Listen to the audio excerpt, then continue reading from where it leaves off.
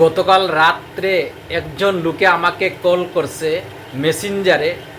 উনি কোথায় থেকে কল করছে আপনারা জানেন? লখনৌ থেকে আমাকে কল করছে। হয়েছে দাদাভাই আমার ফেসবুকের কন্টেন্ট মনিটাইজেশনের লিমিট লাগাই দিছে, বলে আপনি কি অসুবিধা, কি ফেসবুকের গাইডলাইন্স কি অবলম্বন করেছেন?